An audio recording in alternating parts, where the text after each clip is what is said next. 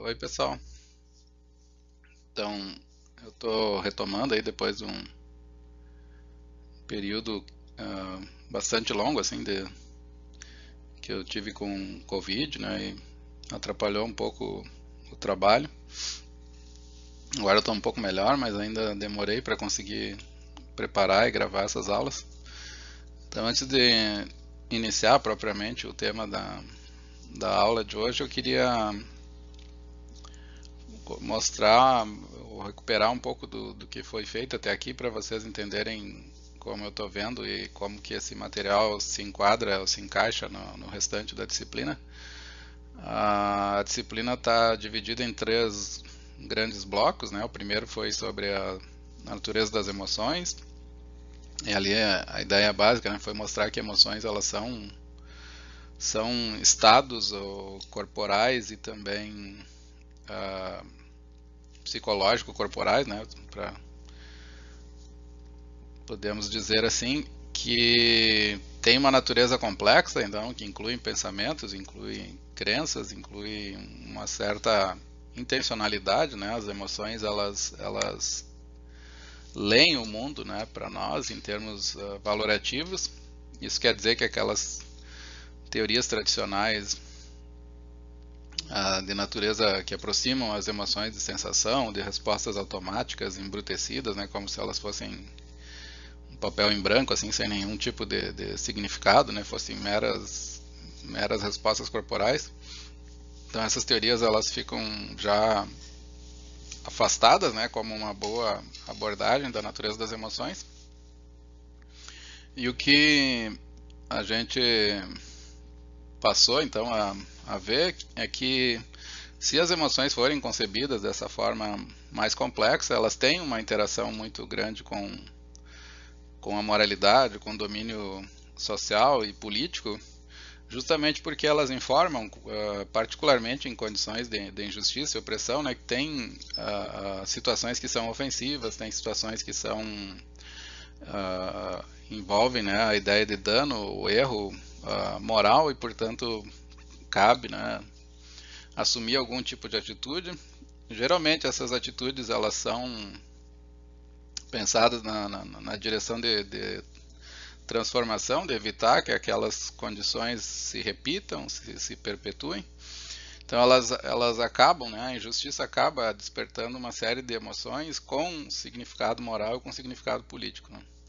Eu procurei rastrear um pouco dessa dinâmica político-social através da dinâmica político-moral, através da noção de responsabilidade, depois com o texto do Brady sobre como as emoções elas são epistemicamente importantes, porque elas nos ajudam a capturar a conteúdos valorativos, né, acerca da realidade em que nós vivemos e como essa epistemologia emocional funciona. Então ela funciona também na relação com a sociedade. E na última aula, então, que foi a, uma aula mais de cunho vinculado, né, com a discussão política, foi sobre como emoções atuam no ativismo político, né, tanto para ajudar a trazer um melhor resultado, digamos assim, né, para inquéritos públicos, investigações públicas de injustiças. O exemplo que eu dei é da raiva, né, e como uma indignação pública ajuda autoridades, ajuda o Estado a dar um tratamento mais adequado para certas ofensas ou certos crimes, né, ou certas injustiças que são praticadas no mundo social. Também procurei mostrar como essas emoções elas podem adquirir um caráter coletivo, né, de reconhecimento mútuo. Eu reconheço que outras pessoas têm a mesma indignação e endosso aquela indignação, então elas são coletivas nesse sentido. E essas emoções coletivas, como o amor, a confiança, o medo, a coragem, têm um papel central dentro da criação, né, de condições para que esses movimentos políticos prosperem desenvolvam estratégias, sejam efetivos, convivam, né, de maneira adequada com líderes, né, que são considerados representativos do grupo, né. Então a gente viu que é uma série de efeitos positivos a presença de emoções em movimentos sociais, no ativismo político. E no final daí eu também fiz uma pequena parênteses sobre como elas podem ser manipuladas, né? Principalmente quando as causas reais que estão por trás da situação que desperta a emoção, ela não é monitorada ou ela é transferida, digamos assim, né, para algum tipo de sujeito, né, que não tem relação nenhuma com a própria opressão que está sendo denunciada. Então, as emoções têm essa ambivalência, né, no mundo político, então a minha sugestão é de tentar capturar esse aspecto ambíguo, esse aspecto dúbio, né, o lado obscuro, digamos assim, né, das emoções, não só o lado positivo. E uma parte, então, desse projeto, ele se conclui, se completa com essas aulas que eu vou oferecer agora, né? São 2 aulas gravadas sobre o material da Lisa Tesman, o livro dela, né? Que é o capítulo 4 e 5. E depois aí que a gente terminar essa parte, então eu vou passar a examinar emoções particulares que também são despertadas em contexto de convívio, de enfrentamento de injustiças no mundo social.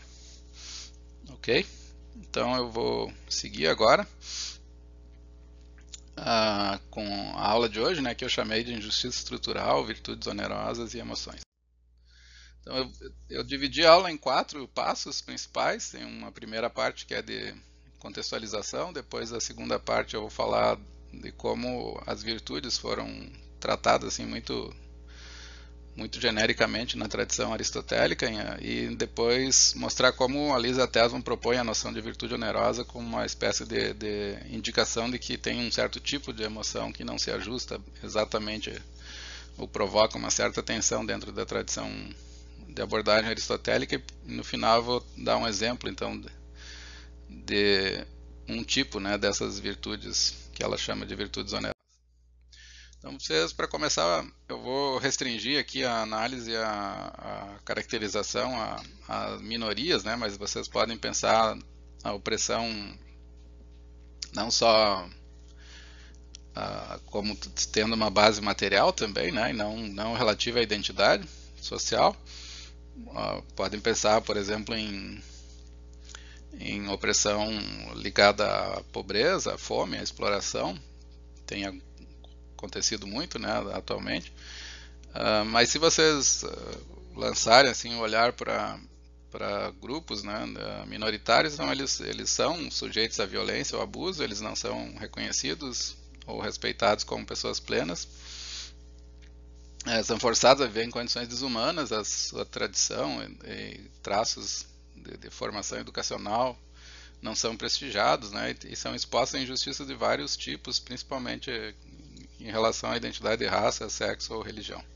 E esse contexto, né, então vocês podem dizer que grupos minoritários são alvo, né, são objeto de opressão.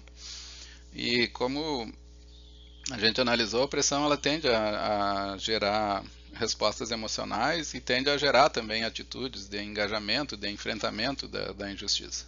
Então a nossa preocupação aqui é entender como que num quadro que é um mundo nosso, né, o mundo contemporâneo, o mundo talvez em todas as épocas sempre teve essa hierarquia, né, de pessoas que são oprimidas e pessoas que têm alguma sorte assim de privilégio. Então o nosso problema aqui é tentar entender como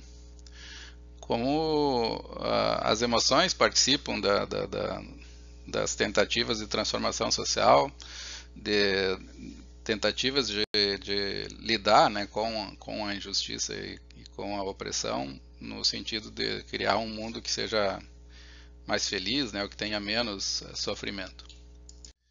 Então, que acontece, né, normalmente, é que as pessoas que vivem essa opressão, né, elas desenvolvem projetos de resistência, então elas mobilizam, né, pessoas virtuosas mobilizam contra, né, o racismo, o nazismo, o patriarcado, né. Os exemplos clássicos aqui, o movimento dos direitos civis americano, mas também as sufragistas, né, pode ser considerado um exemplo aqui de um projeto de resistência à opressão. E elas são movidas, né, nessa luta, né, contra a opressão por alguma ideia de felicidade ou bem-estar, né, como, por exemplo, a ideia de acabar com a injustiça no mundo, porque esse é um passo necessário para a nossa felicidade.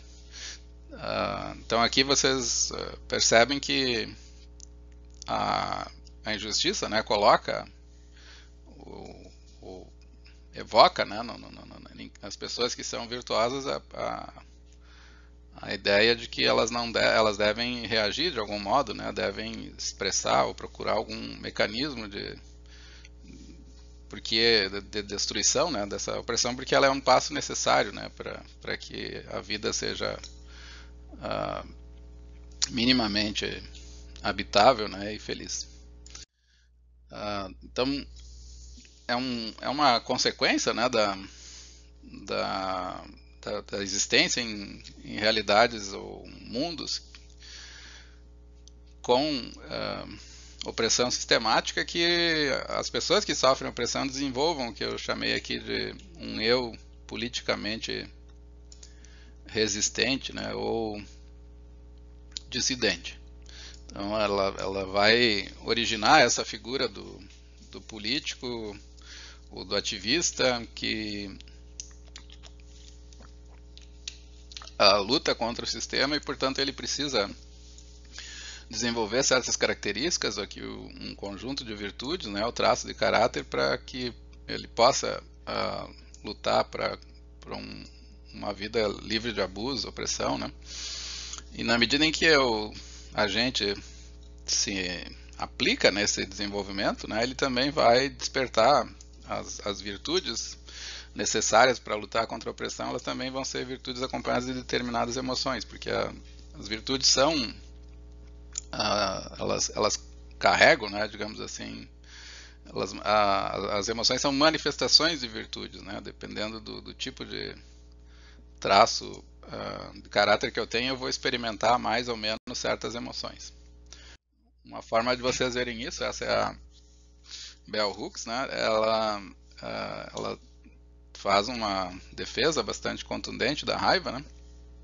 Ela chama a atenção que a raiva está vinculada com a coragem e a autoconfiança, que são traços, né, de caráter. Então, a coragem é importante na luta social. E a coragem faz com que as pessoas, né, a autoconfiança faz com que as pessoas sintam raiva do opressor. E essa raiva, então, ela diz, né, essa sente raiva frente à injustiça aquele que é corajoso e dotado de senso de valor e justiça. Então, ter a virtude da coragem faz com que eu desenvolva a raiva, né, da fonte da opressão, e, portanto, na medida em que a luta contra a injustiça exige a criação, exige o cultivo de certos traços de caráter, ela também vai levar consigo, né, o desenvolvimento de certas emoções, que são mais comuns, né, o que aparecem com mais frequência, né, não quer dizer que, e não quer dizer também que essas emoções elas não vêm acompanhadas, né, de algum tipo de instabilidade, algum tipo de ambiguidade. A vida emocional é muito complexa, né, mas a ideia aqui é só sinalizar para vocês que o compromisso com a injustiça e o desenvolvimento de características que mobilizam a pessoa a sobreviver em contexto de opressão e injustiça, e que mobilizam a pessoa a transformar realidades que são inaceitáveis, que são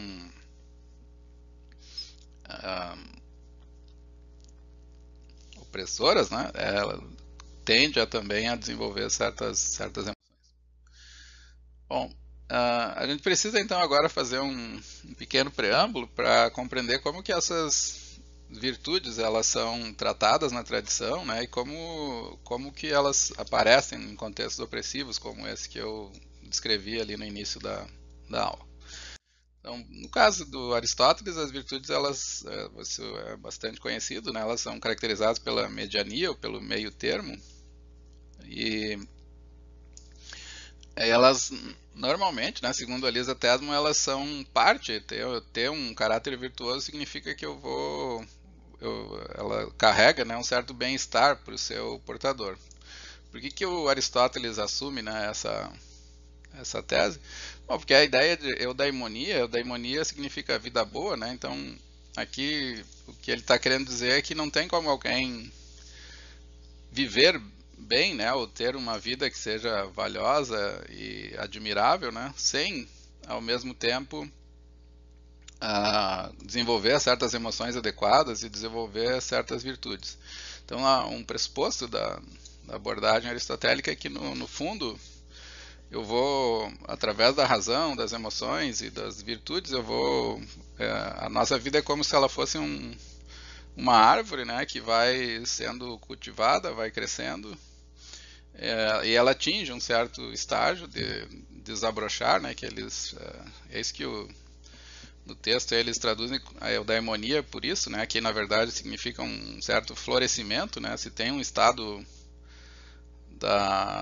maduro, né, de plenitude do ser, como as árvores, por exemplo, tem um estado de plenitude, ela nasce, cresce, e depois de uma certa altura ela desabrocha, né, e passa a dar frutos, então essa é a realização plena. A nossa condição moral também é caracterizada por esse tipo de desenvolvimento, então tem um estágio de maturidade e plenitude que o Aristóteles chamou de eudaimonia.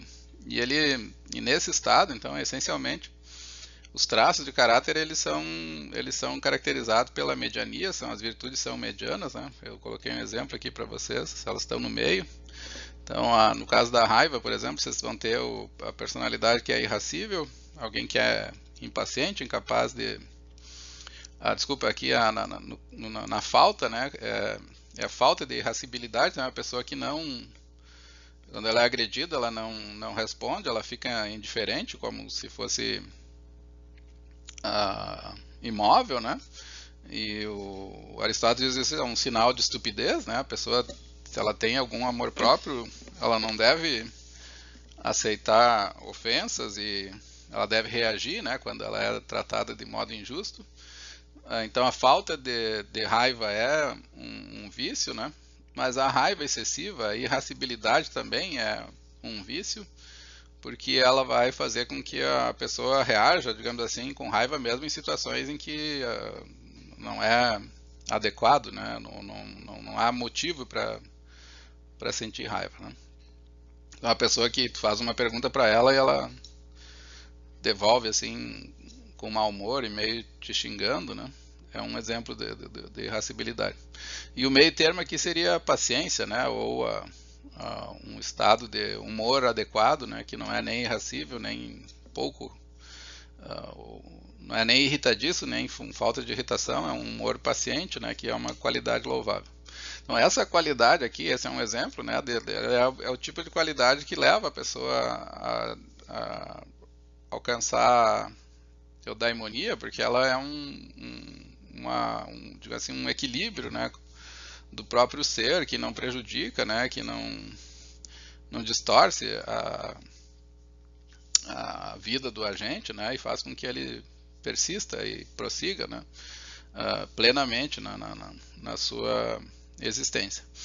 E, bom, isso é o que o Aristóteles sugere, né? E ele faz uma ressalva aqui, na verdade, que se as virtudes elas tendem a contribuir para a felicidade, para o florescimento humano, isso não quer dizer que sempre vai acontecer isso, né? Então tem situações em que a gente precisa fazer escolhas, são chamadas de situações dilemáticas.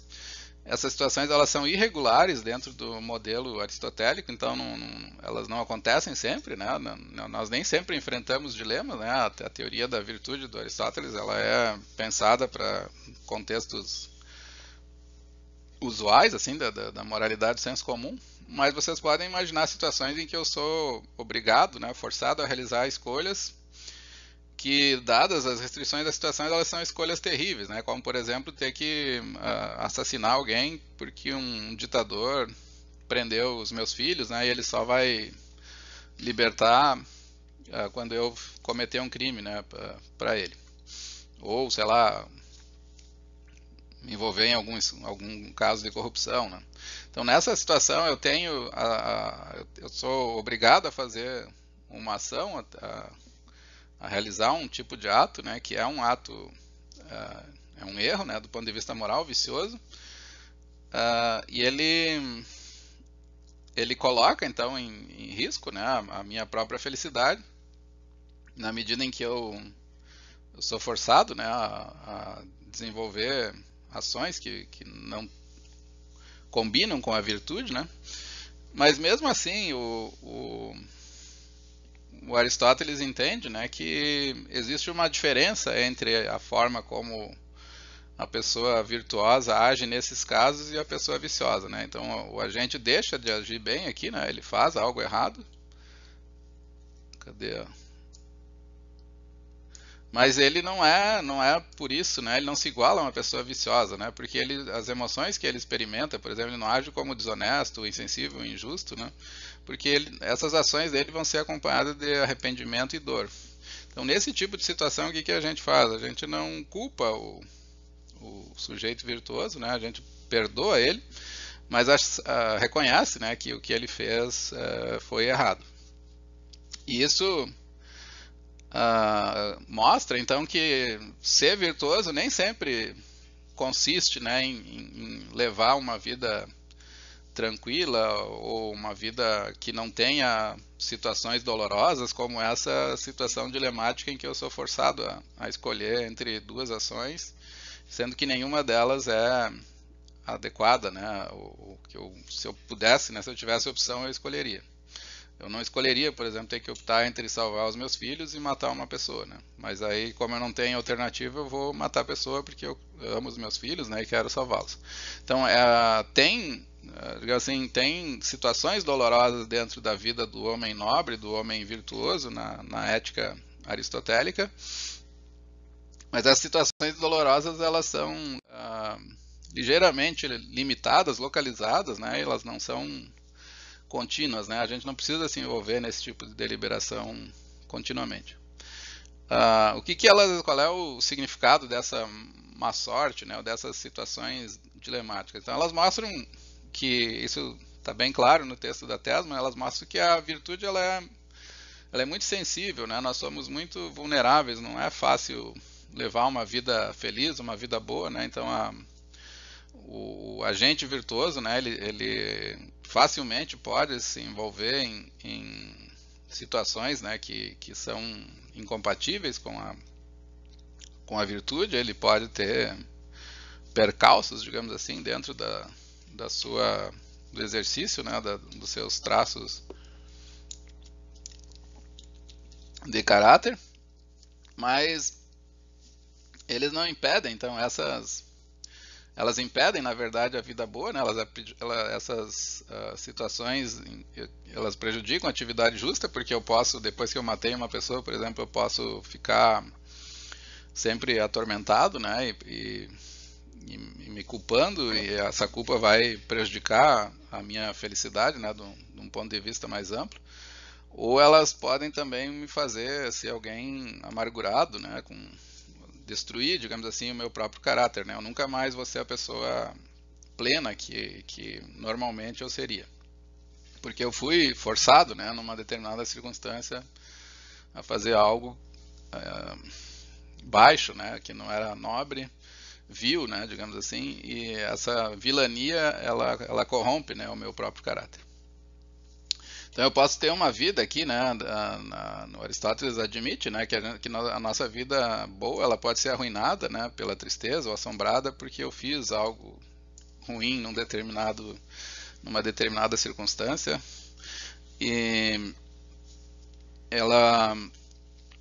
Mas elas não são sistemáticas, né? Elas são situações dilemáticas desse tipo, elas são irregulares, né, isoladas. e nós não enfrentamos, né, situações normalmente que envolvem escolhas que prejudicam, assim, nesse sentido, a nossa felicidade. Bom, mas aí, então, a Lisa Tesman escreve esse livro chamado Burdened Virtues ali, né, que são virtudes, eu traduzi por virtudes onerosas ou virtudes pesadas, que envolvem um tipo de sobrecarga, né. Ela é professora da Universidade do Estado de Nova York,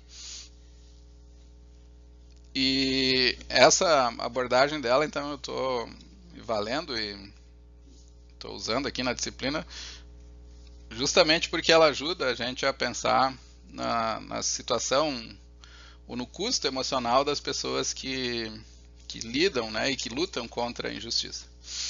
Então, esse custo ele pode ser articulado de diferentes maneiras. Eu vou dar uma certa ênfase para a ideia das emoções, né, mas ela formula em termos de virtude.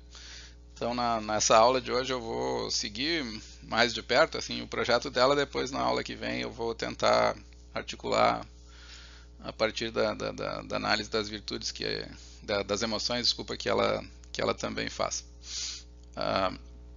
Mas aqui, então, qual que é a ideia da virtude onerosa? Bom, ela é um debate com a tradição aristotélica. Então, ela diz que em situações de opressão, aquele tipo de contexto dilemático que o Aristóteles examina, ele é sistemático, não é isolado, né? Então, eu vou vivendo, né, em contextos opressivos, eu vou ter que sistematicamente me posicionar com relação a desenvolvimento de certas virtudes e certas emoções.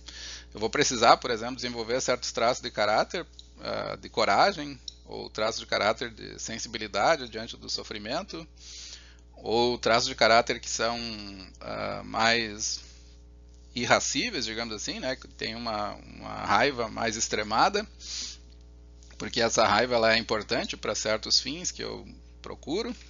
E na medida em que eu desenvolvo, então, esses traços de caráter, né, à medida em que eles são necessários, dadas as circunstâncias, eles, assim como os exemplos de dilema moral, eles carregam consigo, no caso do dilema, né, não é uma situação em que eu sou forçado a fazer algo vil, né, algo errado, mas aqui a ideia é que essas virtudes elas vão colocar o agente num dilema entre fazer o que é certo, né, fazer o que é ou necessário, pelo menos para a luta política, e sacrificar a si mesmo, né, ou colocar em risco o seu próprio bem-estar. Então, de uma certa forma, vocês podem dizer que a noção de virtude onerosa mostra que a análise das virtudes em contexto de opressão, a noção de virtude onerosa indica uma certa tensão dentro da abordagem aristotélica, porque mostra que não existe, digamos assim, uma conciliação tranquila entre fazer o que é certo, fazer o que é moralmente exigido e ter uma vida boa ou ter uma vida eudaimônica. Porque as virtudes aqui, elas são virtudes, né? Porque elas são requeridas, elas são moralmente exigidas, elas sempre vêm acompanhadas de um custo, de um ônus, que é por isso que elas chamam então de virtudes onerosas, porque elas sempre carregam um peso, um custo para o seu portador. Então, o custo aqui, obviamente, é muito parecido com o que o Aristóteles diz, né? Elas vão, no fim das contas, elas vão arruinar a vida feliz, né? Mas no caso do Aristóteles ele estava pensando na fragilidade da virtude, porque elas acontecem isoladamente em situações, sei lá, de tu ser colocado num complô, envolvido por um ditador. Mas aqui a própria situação opressiva cria essas condições, né, sistemáticas que vão exigir regularmente, né, que o sujeito tenha certas respostas morais, desenvolva certos traços de caráter, e esses traços eles sempre vão carregar consigo um custo, né, um peso que é dado psicológico, né? Geralmente ela pensa em termos psicológicos, mas também vocês podem pensar em termos morais, né? Porque as nossas limitações psicológicas elas acabam tendo impacto também na forma como nós reagimos ao mundo, né? Portanto, a noção aqui, né, de virtude onerosa tem a pretensão de chamar a atenção para isso, para num quadro de injustiça, num quadro de opressão. Ser bom, fazer a coisa certa tem um custo, tem um preço.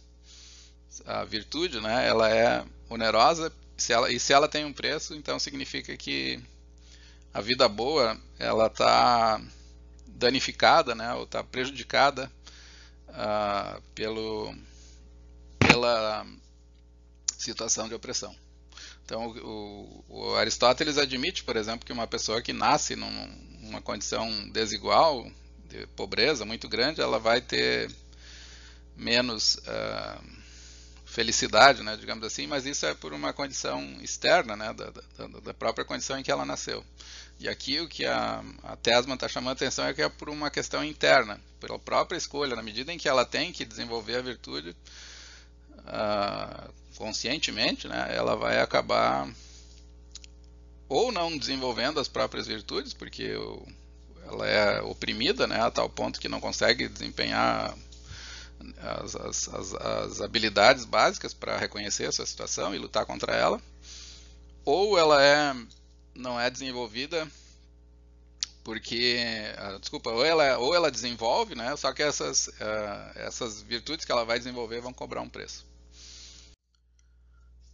Então vocês podem, em termos mais técnicos, assim, conceituais, vocês podem dizer que a virtude onerosa ela aparece quando nós precisamos enfrentar contextos opressivos, e elas significam, né, que fazer o bom e o melhor do ponto de vista moral gera um ônus ou fardo em relação ao que a pessoa teria escolhido fazer sob melhores condições. Elas envolvem, por exemplo, num exemplo aqui que eu dei, assumir uma postura de raiva combativa, né? Essa postura ela pode ser relevante para fins políticos, mas é dolorosa e causa danos psicológicos para o dissidente. Então é importante para ele, é requerido, né? Porque ele precisa lutar contra a injustiça, que ele tenha um certo tipo de raiva. Essa raiva é esperada, é justificada e é moralmente valiosa, mas ao mesmo tempo ela vai gerar certos danos, né? Como por exemplo não ser a pessoa afável que a pessoa normalmente seria, porque ela precisa, se ela for afável, ela não vai conseguir ter o efeito político, né, que nas suas ações que ela gostaria de ter. Então esse é um ônus que é bastante comum em grupos minoritários, né? Se vocês falarem com qualquer pessoa que tem algum envolvimento assim com ativismo, né? É um ônus ter que, em determinadas situações, parece manter vigilante, assim, ficar chamando atenção para pequenas ofensas, etc., né? E tudo isso vai consumindo psicologicamente o ativista, o self-resistente, aqui, o self-dissidente, embora seja necessário para que haja mudança na estrutura social e que as pessoas parem de fazer certas piadas e etc., né? Então esse é um exemplo prático assim de como a noção de virtude onerosa ela pode ser reconhecida, né, em contextos usuais. Ainda dentro da noção, tentando qualificar um pouco mais, né, o sentido dela, então ela tem a característica inusual de desvincular o traço, né, do caráter da própria felicidade do seu portador. Normalmente as virtudes se espera, né, que as virtudes conduzam a um estado de flourishing, né, de desabrochar, de plenitude do ser. Mas aqui elas conduzem, elas são necessárias, elas são requeridas moralmente, mas elas carregam, né, esse ônus, né? Então desenvolver o traço relevante carrega consigo um custo para o bem-estar da pessoa virtuosa. Elas são necessárias para sobreviver à opressão, para combater a opressão, e ao mesmo tempo elas destroem a felicidade do agente. Por isso que elas são chamadas de onerosas, né? São virtudes com peso, né? Com custo, principalmente psicológico. Bom, eu vou dar 2 exemplos agora para vocês, para ilustrar um pouco mais. Eu já falei um pouco, mas acho que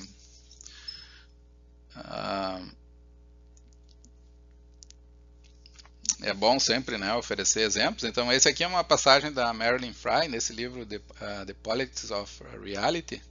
Marilyn Frye é uma feminista bastante conhecida, da primeira geração, dos anos 70, né? Esse livro, se não me engano, é de 81.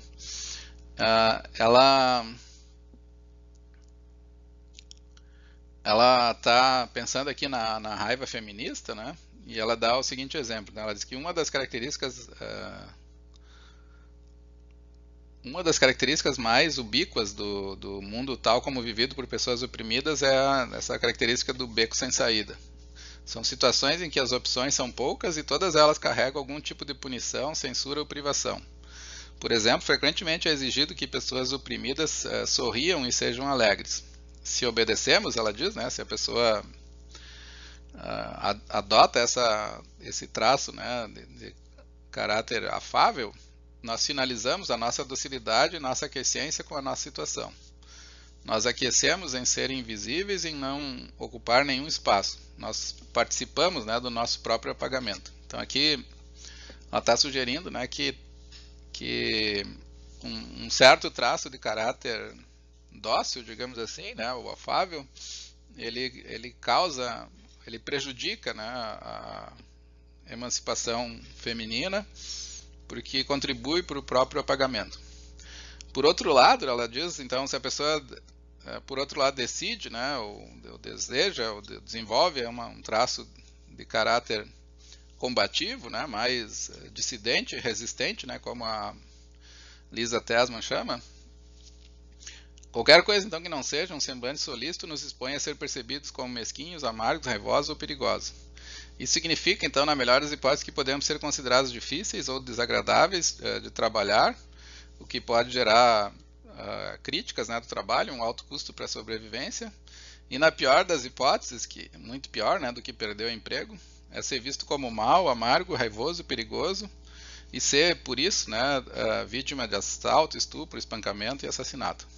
Então aqui, nesse exemplo, né, fica bastante claro a ideia do que é a virtude onerosa, né, porque ela pode ser requerido que o dissidente desenvolva certos traços, mas na medida em que ele desenvolve esses traços, ele vai ser cobrado, digamos assim, socialmente, ou vai ser rejeitado socialmente, e isso tem um custo emocional, né, muito alto, um custo também de risco, né, que ele vai enfrentar por assumir essa posição que é necessária, né, no combate à injustiça.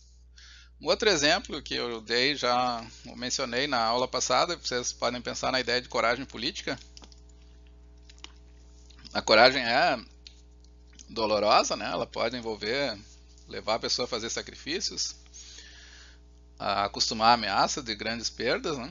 Os grandes líderes passaram por isso, todos eles, né? O Mandela foi preso, o Martin Luther King foi perseguido e no fim acabou sendo morto, né?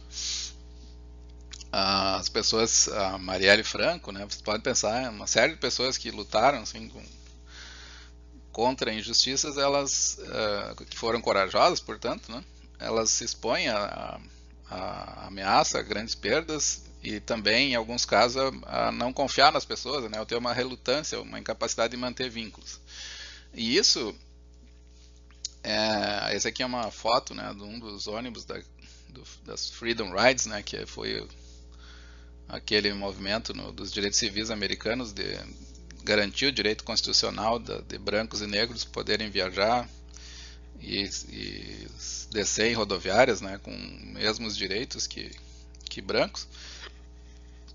E você lembra, né, que a pessoa no texto da última aula, E fala que as pessoas que têm menos medo são aquelas que mais se expõem a riscos, né, na atuação política. Então, os passageiros que foram aqui, muitos entraram assim sem saber, na verdade, no perigo que eles estavam se envolvendo, né? Esse aqui foi um ônibus que estourou o pneu e quando eles foram trocar, ele foi atacado, né, se não me engano, no Alabama e queimado. Então, e essas pessoas ficaram abandonadas, né, e com risco de ataque por um bom tempo até chegar um outro ônibus e resgatar eles. E, então aqui vocês veem que a coragem, ela, ainda que ela seja importante, ela carrega esse ônus da pessoa se submeter à ameaça, né, de perder, de se auto-sacrificar ou de sofrer perdas, e em muitos casos também de gerar um tipo de vínculo com outras pessoas que é desconfiado, que é tenso, né, que é sempre se protegendo, né, o que é um ônus, né, emocional para essa pessoa. Então aqui é um outro exemplo, né, de virtude. Coragem política é uma virtude, mas o ônus dela é colocar a pessoa num risco, né, tanto subjetivo quanto objetivo. Então ela é requerida porque ela se espera que a pessoa intervenha, e às vezes as pessoas são cobradas a fazer isso, né?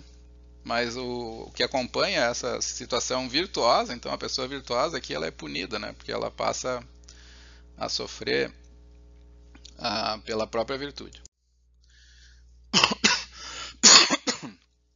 A conclusão então dessa primeira parte é que tem um tipo de virtude que é exigido moralmente, mas que por outro lado é prejudicial ou incompatível com a felicidade do seu portador. E essas virtudes elas são chamadas de onerosas porque elas carregam consigo, né, um peso, né, emocional, e também carregam certas emoções, né, que têm custos emocionais para o seu portador.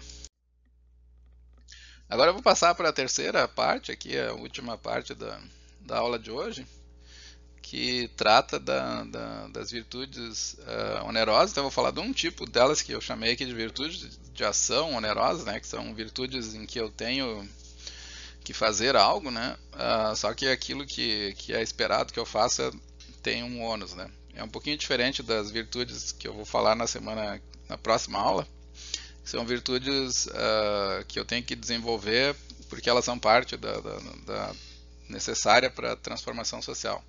Essas aqui elas são virtudes do próprio agente, digamos assim, né? Não para a causa política, mas virtudes que surgem em contextos opressivos e elas demandam um certo tipo de resposta. Nós precisamos ser, por isso que são virtudes de ação, porque eu tenho que responder aos outros. Elas são responsivas, né? Como a Lisa Tesman chama. E essa virtude responsiva também ela vai ter aqui nesse caso, né, um tipo de ônus que é o ônus da exaustão emocional. Então a primeira virtude que eu vou falar, na verdade é a única, né, que aparece no capítulo 4, é a virtude da sensibilidade diante do sofrimento. Então, o sofrimento é universal, né? Tem pobreza, abuso, violência, tortura, escravidão, genocídio. Ele é universal em contextos opressivos e ele é injusto e evitável. Então, se a pessoa deseja ser virtuosa, ela não pode ser insensível diante do sofrimento em contextos opressivos. Ela precisa reconhecer e agir, digamos assim, diante do sofrimento.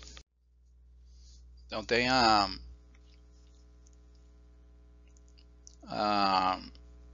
virtude aqui da sensibilidade diante do sofrimento.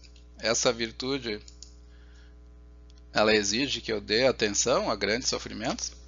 Não é a qualquer tipo de sofrimento, né? É o sofrimento que resulta da opressão. E a falta dessa virtude então seria o vício aqui da completa indiferença, né, diante do sofrimento. Então no modelo aristotélico eu preciso, a ideia da mediania, ela envolve encontrar uma posição entre a deficiência em perceber e atender o sofrimento, que é uma falha moral, e a disposição de atender excessivamente ao sofrimento, né, que destrói a vida e o bem-estar do próprio agente. Então eu tenho que optar, os dois extremos aqui seria ser sensível, né, ao sofrimento, que é muito grande, e nesse caso eu vou sofrer, porque o próprio agente vai ser consumido, né, pela dor e vai trazer o sofrimento para dentro da sua própria vida. É difícil, né? Se vocês derem atenção assim sistemática ao sofrimento que existe no mundo, é bastante difícil continuar vivendo, né? E por outro lado, ele pode ser deficiente em perceber e atender o sofrimento, que vai ser uma falha moral. Então a ideia aqui da virtude seria um meio termo entre a indiferença e a atenção ampla, né, ou contínua, né, ao sofrimento.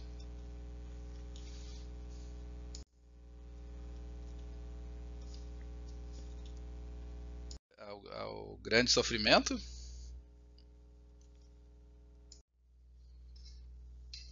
Então não existe uma visão moderada acerca da sensibilidade do sofrimento, porque uma pequena abertura, como ela diz, gera sofrimento. Eu cito ou aflição, né? Eu cito uma passagem que ela diz que o eu se encontra tão imerso na dor sem limite dos outros que nenhuma parte dele é deixada livre para experimentar a alegria ou florescer. E ela ilustra isso, né, com essa passagem aqui que eu queria longa, né, que eu queria apresentar para vocês. Ela suponha, por exemplo, que eu me abra compassivamente para um número moderado dos que sofrem. Eu sinto com eles o seu sofrimento e o insulto dos maus tratos que sofrem, e estou comovido a ponto de intervir e lutar contra as injustiças que os fazem sofrer, ou pelo menos trabalhar para fornecer diretamente a eles algum meio de sobrevivência ou cura. Suponha que eu faça isso apenas com aqueles que sofrem de alguma injustiça em particular em algum lugar. Digamos, por exemplo, crianças abusadas ou negligenciadas. Então ela está considerando que em contextos opressivos tem sofrimento demais, então ela vai tentar se voltar para um domínio específico. Quando ela se volta para esse domínio, ela diz: eu me afasto da enormidade das outras atrocidades. Eu ignoro as evidências que o meu governo ou outro governo utiliza a tortura. Eu não penso nos refugiados que carecem de comida e remédios. Eu não penso nos sem-tetos. Eu me forço a indiferença diária para minha própria autoproteção. Enquanto isso, ela diz, eu fico sobrecarregada. Aquele pequeno número de sofredores com os quais me concentro tem dor suficiente para que eu fique cheia de angústia. Se alguém notar minha angústia constante, irá exortar-me a gastar menos energia com os necessitados. Dirá que eu deveria sair e me divertir, ou focar na minha família ou no meu trabalho. E eu deveria, então, saber ignorar melhor o que os outros que sofrem. E outra pessoa também poderá dizer o contrário. Ela poderá dizer quão assustadoramente pouco eu cuido do sofrimento alheio. Não estou fazendo nada pelos direitos dos presos, nada para os trabalhadores imigrantes explorados e ameaçados nas fábricas, etc. Agora, então, parece claro que eu deveria ser moralmente condenada por não agir diante de todos os sofrimentos que resultam da injustiça. E ambos estão certos, né? Em qualquer ponto no domínio da sensibilidade e atenção ao sofrimento, eu posso ser excessivamente angustiado ou excessivamente indiferente. Então, ela aqui, a sugestão dela, né, é que não existe uma condição mediana, assim, que corresponda à virtude aristotélica, tal como Aristóteles concebeu, né? Em qualquer caso, né, mesmo que eu decida me voltar para um tipo de opressão em particular, ele vai ainda assim gerar, né, um ônus que caracteriza então essa virtude da sensibilidade como uma virtude, essa virtude da sensibilidade ao sofrimento como uma virtude generosa. Por que isso acontece? Então, porque as condições de fundo elas tornam impossível, né, escapar do horror, né, quanto escapar da dor psíquica, da sensibilidade e da atenção. Então o sujeito tem que optar entre a indiferença para preservar os seus próprios interesses ou a sensibilidade, e nesse caso ele perde, né, aquilo que é relevante para ele, né, paz emocional, etc. Então eu vou ter sempre um ônus aqui que gera, né, ou que limita o próprio florescimento, a própria felicidade. Ninguém quer viver, né, digamos assim, ou não tem como ter uma vida boa, né, sendo objeto desse tipo de tensão emocional. Ela vai ser, então, a virtude aqui sempre vai vir acompanhada de dor, né? Ela vai fazer com que, se eu seja forçado a manter traços dolorosos, corrosivos, extremamente exigentes, virtudes, né, o traço de caráter de auto-sacrifício, porque mesmo sendo indesejados, eles são valorizados, né, como traços apropriados para responder à condição injusta, né? Eu não, no contexto de opressão, eu não posso, se eu for insensível, eu estou negando, né, um olhar humano para as outras pessoas. Se eu for indiferente, né? Isso então é esperado, né? Eu reduzo parte da injustiça se eu der atenção para as pessoas. Mas se eu dou atenção para as pessoas, eu exponho a mim mesmo, né, para um tipo de dor que é a dor, né, de reconhecer a injustiça do mundo, né, e ter que perceber que eu não sou capaz, né, de resolver eliminar, né, toda a injustiça, que talvez nunca seja eliminado. Então, essa é a ideia da virtude, né, que vem com ônus, né, mesmo que eu faça a coisa certa, ela vai vir com um custo emocional grande. E aqui o problema então se tem uma virtude aqui que ela é onerosa, qual que seria o coeficiente, né, de dor que é adequado de suportar, porque ela está dizendo que mesmo não existe uma posição intermediária boa, né, em qualquer caso tu vai ser menos feliz, né, do que tu seria se não existisse em condições de opressão. Então o que a gente pode fazer é perguntar quanto de dor caberia, né, nesse contexto. E a resposta dela é que tem um tipo de dor que tem que ser ignorado, né? Eu não posso me ocupar com dores imediatas. Assim como a pessoa corajosa, ela tem que superar certos medos, né? Ela tem que enfrentar a morte quando for necessário. Pensem no cidadãos da Ucrânia agora que precisam, pessoas normais, né, que nunca fizeram mal a ninguém, elas precisam se posicionar e lutar para defender o seu país que foi invadido por um outro país, pela Rússia, né, no caso. E então essa a decisão é difícil, né? As pessoas têm medo da própria vida, medo de perder a própria vida, mas é uma decisão dolorosa que eu tenho que, o medo nesse caso é doloroso, né? E eu preciso não dar atenção para o medo, né? É necessário que eu seja corajoso.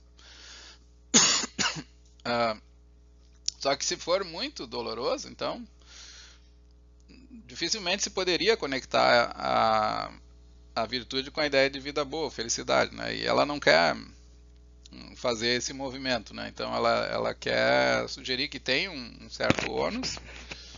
Esse ônus é grande, né? No caso em contextos opressivos, mas ele tem ainda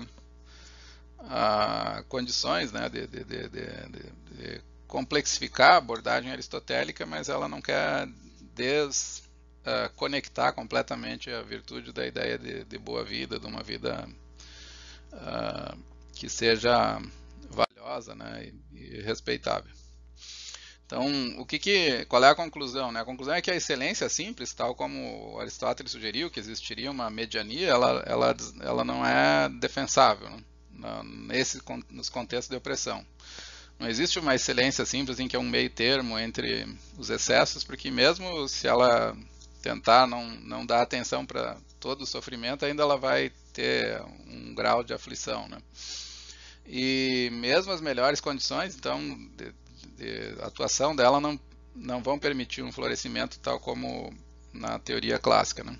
Então tem uma virtude aqui que não é confortável, que convida para dentro da nossa vida, né, a dor dos outros, e faz com que a pessoa sofra de forma secundária. Ela usa uma metáfora aqui da ideia dessas virtudes onerosas elas serem mais ou menos similares à ideia de culpa metafísica que foi desenvolvida pelo Karl Jaspers, né? O que é a ideia da culpa metafísica? Elas, bom, eu tenho que fazer alguma coisa, mas o que quer que eu faça, né, ainda não é capaz de ter um o impacto esperado, né? E portanto eu vou ficar com resquícios, né, de dor, né, pela minha própria atuação, mesmo tendo feito a coisa certa. Eu cito aqui a passagem do Jaspers. Ele diz que existe uma solidariedade entre os homens como seres humanos que torna cada um corresponsável por todos os erros e todas as injustiças do mundo, especialmente por crimes cometidos em sua presença ou com seu conhecimento. Se eu não fizer o que puder para evitá-los, também estou culpado. Se eu estivesse presente no assassinato de outro sem arriscar a minha vida para evitá-lo, eu me sentiria, né, eu sinto-me culpado de uma forma não adequadamente concebível, legalmente, politicamente ou moralmente. Que eu viver depois que tal coisa aconteceu pesa sobre mim como uma culpa indelével. Então, essa é a culpa metafísica, porque ele não pode ser responsabilizado diretamente, não pode ser nem politicamente, porque ele não apoiou, né, o nazismo, mas ele se sente culpado, né, por aqueles crimes todos terem acontecido no seu país e sob o conhecimento dele. E aqui no caso da virtude onerosa, em relação ao sofrimento também, né, eu tenho que tomar uma posição, né, de não ficar indiferente ao sofrimento, mas ao mesmo tempo porque seria um gesto, né, negar um gesto humano, né, de atender as pessoas, mas ao mesmo tempo esse gesto coloca em risco, né, ou rouba, digamos assim, uma parte do meu próprio bem-estar e do meu equilíbrio, né, porque eu vou da atenção, a sensibilidade, ela gera o ônus, né, emocional de trazer o sofrimento dos outros para dentro da nossa vida, né, e experimentar a vida também como algo duro, né, e talvez não tão duro quanto as pessoas que estão recebendo nossa atenção, mas ao mesmo tempo doloroso, né. E ela então tenta encontrar uma saída para essa imagem da sensibilidade ao sofrimento, dizendo que existe um tipo de alegria que é necessário localizar mesmo em meio à virtude onerosa. Essa alegria seria a ideia, né, de que a moralidade não pode apenas envolver a recomendação de resposta dolorosa, né, ela precisa ser uma luta também ela é uma luta, né, por vidas prósperas. Então, se ela tem algum sentido positivo, né, no meio, né, da ideia do ônus da virtude. E isso conduz, então, à seguinte conclusão. Ela diz que o ponto intermediário aqui, que não existe, né, a mediania, mas um ponto intermediário é uma disposição onerosa. Então esse ponto intermediário não é um ponto virtuoso no sentido dele levar a uma vida boa. Ele é um ponto oneroso, ele tem um custo. Aquele que experimenta as dores intrínsecas da sensibilidade, atenção ao sofrimento dos outros, né, essa disposição, ela é uma disposição dolorosa, mas que busca alívio desse fardo também. Não fugindo da indiferença, que é ou tendo prazer, né? Não se, aqui eu traduzi mal, né? Não se fugindo, né? Na indiferença, ou tendo prazer no sofrimento alheio, que é o sádico, né? Esses conservadores que riem, né? Da pobreza, da dor dos outros, né? Ou mesmo isolando-se contra a dor no prazer da resposta ao sofrimento, ou num tipo de postura assim, eu estou fazendo alguma coisa, então eu estou salvo aqui, né, e já fiz a minha parte, portanto eu sou virtuoso, né.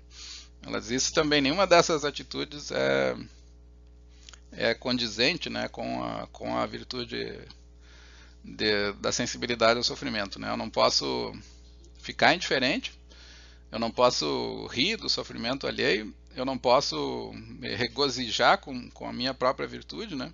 O que eu posso fazer dentro, então eu vou cultivar a disposição onerosa, abraçando a alegria que se afirma apesar de tudo, que é, nesse caso, né, principalmente o pouco, né, que a gente consegue perceber de ganhos, assim, de desfrutar aquilo que as nossas ações conseguem trazer de melhoria, mas não com gáudio, né, não com alegria, assim, extrema, mas com certo pesar, né, porque o pesar acompanha a virtude aqui nesse caso. Então a virtude onerosa também, ela tem, além dessa alegria, digamos assim, dessa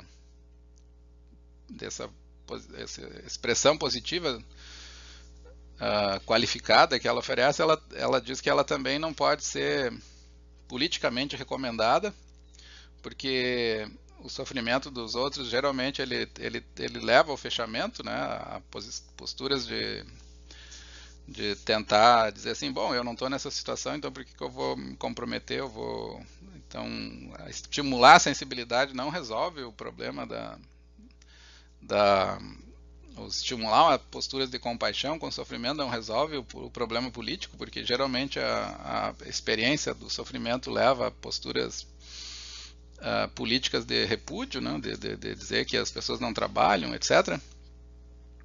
Mas mesmo assim ela diz essa virtude onerosa ela é moralmente necessária porque ela é um gesto humano, ela torna o sofrimento compartilhado. Então, ainda que ela não seja uma solução política, ela é uma virtude moralmente importante porque tira, né, a pessoa que experimenta a maior opressão do isolamento, da exclusão, né, e revela para ela uma postura positiva de atenção que vai ser útil, né, para criar condições melhores, né, de combater injustiças, que é o objetivo desde o início. Tá bom? É isso então, obrigado. E em seguida, nos próximos dias, eu encaminho a segunda aula que estou devendo para vocês. E se tudo der certo, na terça-feira a gente vai estar junto. Um abraço.